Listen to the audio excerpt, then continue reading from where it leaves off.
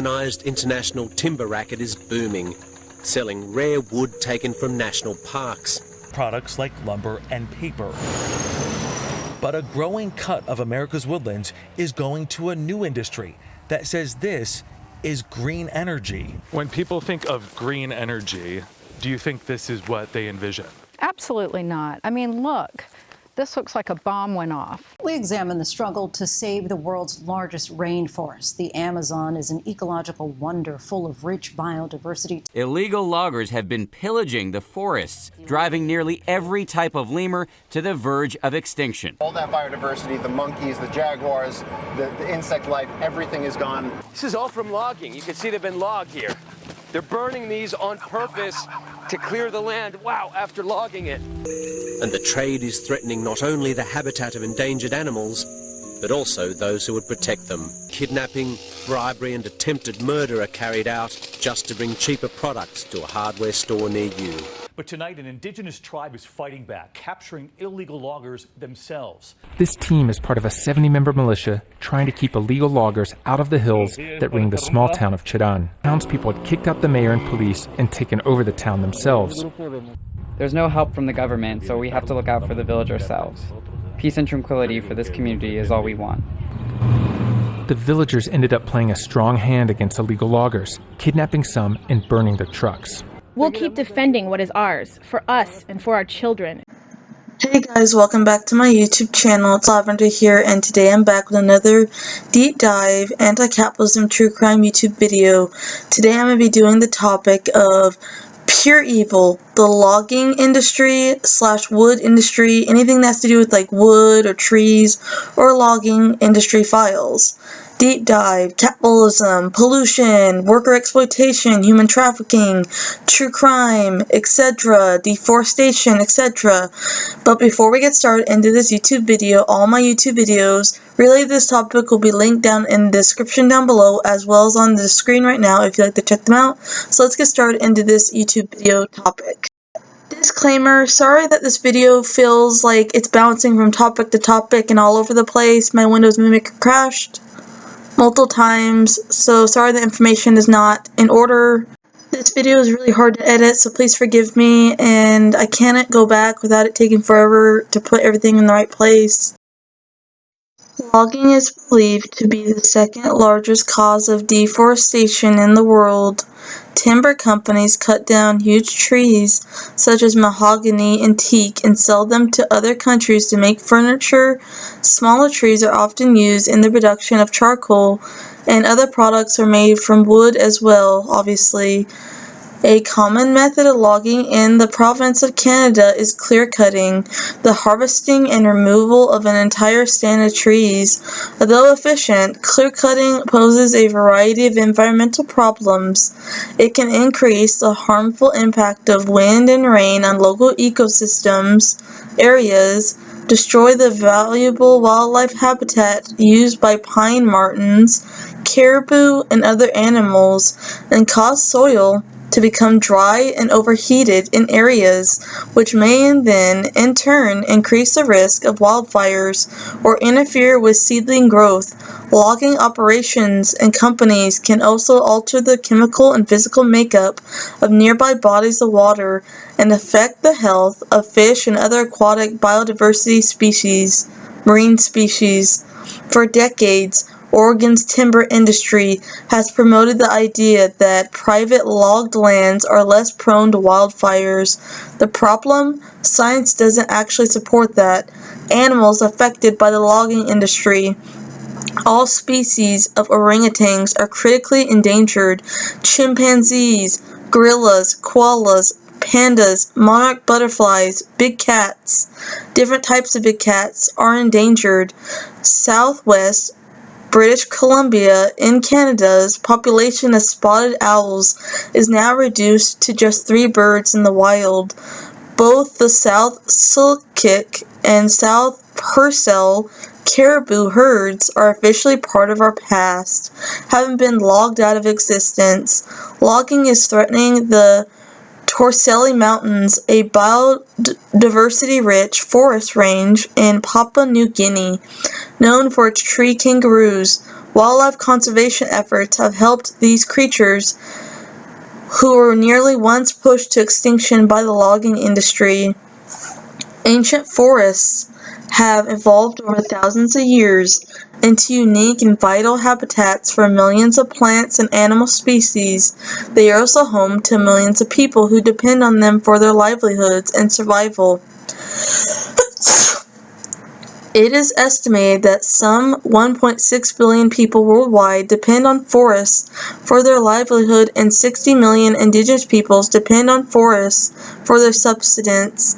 Illegal logging is having a devastating impact on the world's forests, and its effects include deforestation, the loss of biodiversity, and fueling the capitalism-caused climate change crisis. This creates social conflicts with indigenous and local populations and leads to violence, crime, and other human rights abuses. One such example is Halle Rebellion planted seeds of revival in rural Mexico. In 2011, the women of Cherán, Mexico led a revolt against illegal logging operations and corruption in the area. Today the forests are coming back, and the indigenous community is returning to its roots. Cherán, Mexico is an indigenous community of about 24,000 people, a few hours west of Mexico City. The story of Cherán, Mexico is one of paradise lost but then regained, thanks to the determination of a small group of women who picked a fight with the powerful cartels and won. At the end of the 20th century, the area's lush pine forests began attracting the interest of illegal logging cartels, and soon Cherán, Mexico was overrun with capitalism criminal activity. Regional corruption allowed massive deforestation to go unchecked. Over the course of a decade, illegal loggers cleared 50,000 acres of forest. Up to 200 trucks hauling mounds of felled trees trundled along Cherán's roads each day. The illegal logging industry also takes specific measures to ensure the timber they extract isn't traced back to where it's harvested originally. Previous investigations revealed that after the market valuable trees are cut down, the timber is taken to sawmills on trucks without license plates. At the sawmill, the legal origin is laundered with handling documents that change the harvest location to a legal site. We began to feel a strong change in temperature, a heat in the area, says Rivera, a local who lives in this town. The loggers had cleared so much forest that their climate was changing. Shaded areas were wiped out, she says. The rain was replaced with dust. The loggers cut down a beloved tree beside the community's Ojo del Agua, or sacred spring, believed to the elders to maintain the equilibrium of the entire ecosystem in the area. There seemed to be no end to the cartel's greed. Before dawn on April 15, 2011, as loggers arrived to begin the day's destructive work and activities, the woman took them hostage, locking them in a church and setting off fireworks to signal to the rest of the town that the uprising had started and begun. The loggers' vehicles were seized and burned. It was the start of a war that lasted for more than a year, with locals using dozens of bonfires through the mountainous forest to relay information about their enemies' activities. By 2012, true to their reputation for repelling outsiders, the people of Cherán, Mexico had kicked out the logging cartel and established the legal autonomy, thanks in part to a tree nursing established as part of a community-led replacing effort and staffed mostly by women. Locals say the climate has nearly turned to normal. Native plants are thriving once more, and wildlife populations such as deer and coyotes in the area are rebounding. And in January 2020, the body of Hormoner Gomez Gonzalez, an activist in the nearby Michoacan Monarch Butterfly Sanctuary, was found dead in a well after a dispute with illegal loggers. Rivera warns that the replanted trees around the town will become ever more appealing to the cartel and to criminals overall as surrounding forests continue to be destroyed. They are always waiting to come in again and strike, she says. At any moment, organized crime can find us again. They have not taken their eyes off wanting to defeat our community as a whole. Almost a third of Cuba is forest thanks to forest programs. Forests in Cuba now make up 30.6% of the country's land areas thanks to reforestation efforts carried out by the socialist government. A new report has found, before Spanish colonization of the island, Cuba was estimated to have forest coverage of 90% of its total land area. At the time of the Cuban Revolution in 1959, only 14% of Cuba was thought to be covered in forest. Both the foreign-owned timber and sugarcane industries played a huge significant roles in destroying much of Cuba's lush forested areas. Between August 2003 and 2004, the deforestation rate for the Amazon, the world's largest tropical forest, was the second highest ever recorded. An area of over 26,130 square kilometers, around the size of Belgium, the country was destroyed, most of it illegally in Indonesia. It is estimated that about 90% of logging is illegal. In the Brazilian Amazon, it is estimated that 60% to 80% of logging is illegal. The Cameroon, 50% of logging between 1999 and 2004 is estimated to have been illegal.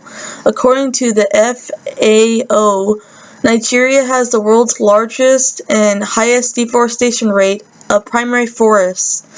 It has lost more than half its primary forests in the last 5 years.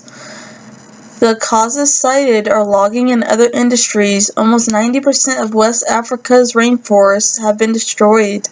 Other industries, including shrimp farming, contributed to the deforestation of mangroves. In total, about 40% of them have been lost, particularly from the 1980s to the early 2000s. The forests were cut down to build more shrimp ponds.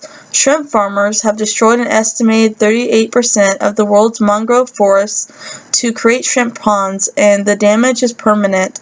Not only do the mangroves not return long after the production has ended, but the surrounding areas become wastelands. It takes 5 square miles of cleared mangrove forest to produce just over 2 pounds of shrimp, and the land is typically left depleted within 10 years and rendered unusable for another 40 years. The southern coastal plain has become home to the biomass mills that gorge on the region's forests and turn them into wood pellets. The biomass industry asserts that the wood pellet production is clean, green, and sustainable, but that's just capitalism greenwashing tactics.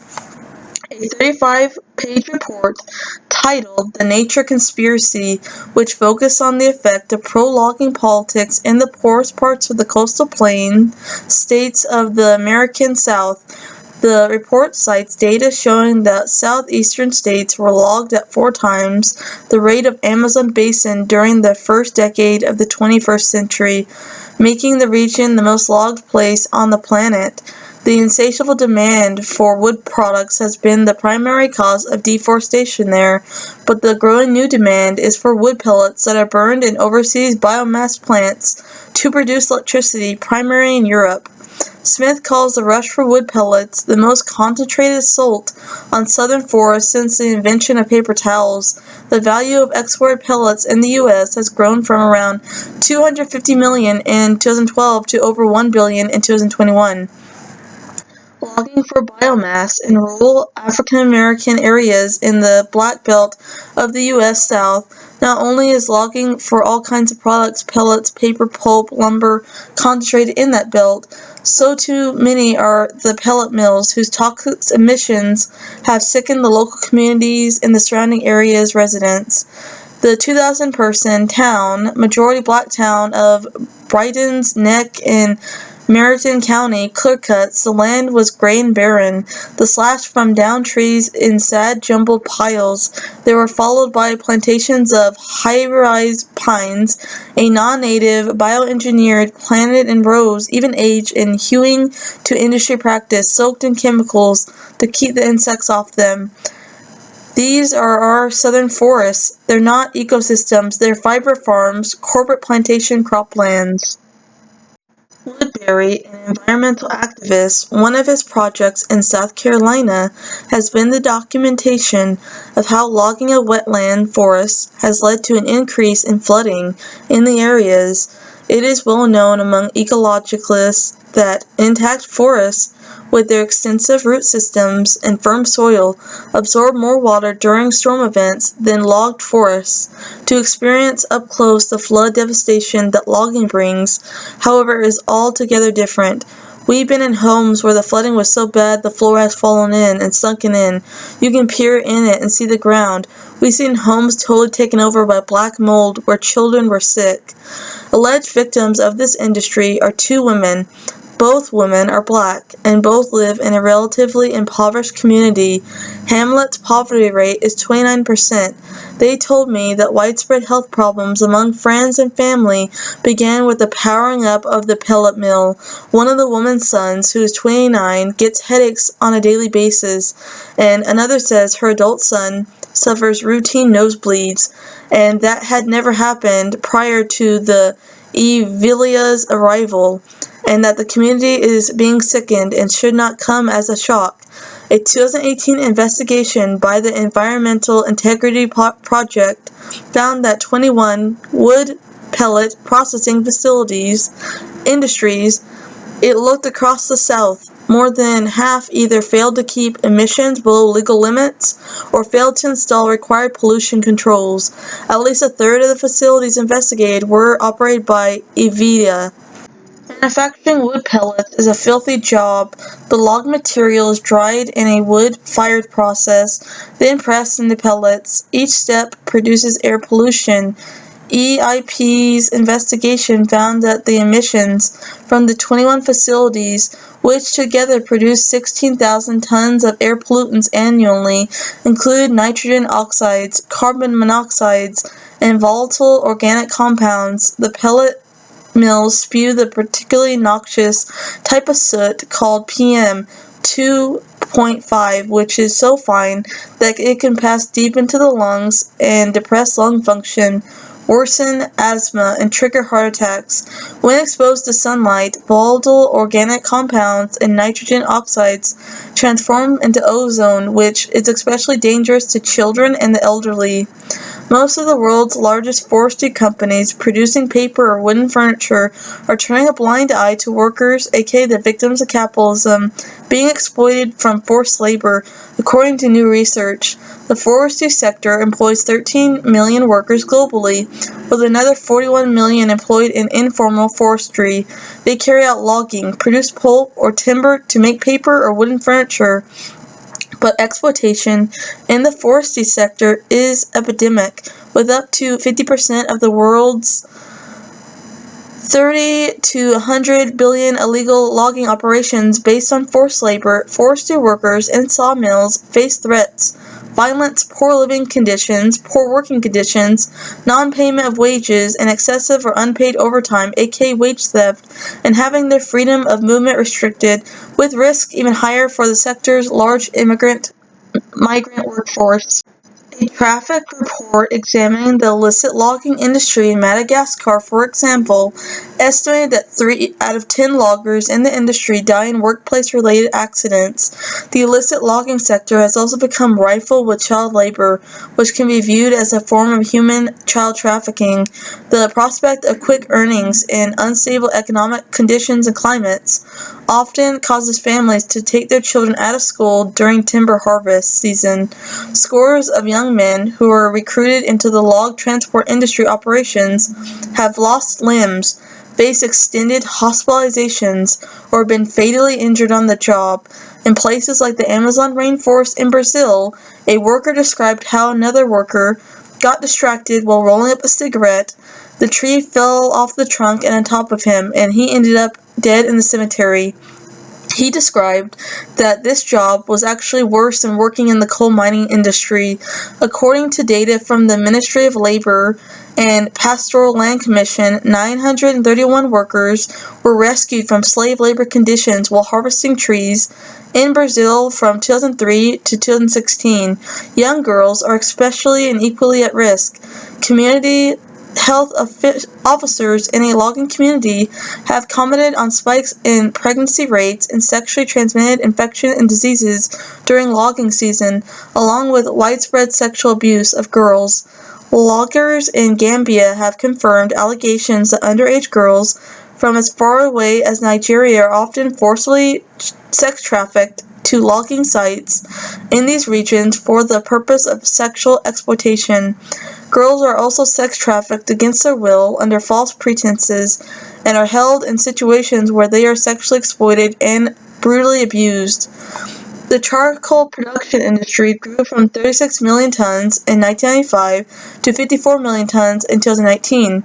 Nearly 60% of the world's charcoal is produced in Africa, followed by South America, and then Asia. Studies have identified charcoal production as one of the main drivers of deforestation and forest degradation in Zambia, Africa. Ironically, this intense level of forest degradation is hurting charcoal producers themselves, where before charcoal producers will only have to go 50 kilometers outside the city to find large enough trees. They now have to travel upwards to 300 kilometers away to find trees they need. And the number goes up every single year, leading to ever-increasing transport costs. It's just not sustainable. Charcoal workers often come from Namibia's poorest region and find themselves caught in systems of debt bondage, capitalism slavery, where their payments can never repay the debts they owe and accumulate to their employers. 40% of the world's commercially cut timber is used for the production of paper. 2 out of 3 people don't connect their toilet habits to mass deforestation. Perhaps the most devastating effect resulting from the production of toilet paper is the toll it takes on our forests. Approximately 27,000 trees are harvested daily for the use in toilet paper manufacturing alone, and each hour we are cutting down forests the size of Sydney's Hyde Park to create toilet paper. This equates to 15 million trees per year. A lot of low-quality wood furniture can contain toxic substances that can off-gas into your home, including arsenic and formaldehyde, suspected human carcinogens, and affecting human health. Pulp and paper mills contribute to air, water, and land pollution, and discarded paper and paperboard make up roughly 26% of solid waste in landfill sites. Twin Rivers Paper Company in Massawa is licensed to release 15 million gallons a day of treated papermaking related waste into the St. John River, including the liquid runoff from the mill's state-licensed special waste landfill. In November, testing revealed that the mill's landfill runoff had higher concentrations of forever chemicals than the runoff from any other main landfill that had done testing under a state law passed last year. In another case, town of Stella, residents sue paper mill over extreme levels of forever chemical contamination. 4 residents of the town Stella filed a lawsuit against the Astum Munku Runlander plant last week, alleging that the mill used forever chemical contaminated sludge as fertilizer and spread it on potato fields surrounding the community, which has resulted in extremely high levels of the toxic chemicals being found in local wells. The pulp and paper industry is also associated with the important emissions of heavy metals. In Canada, for example, this industry is the 3rd source of lead emissions into the water.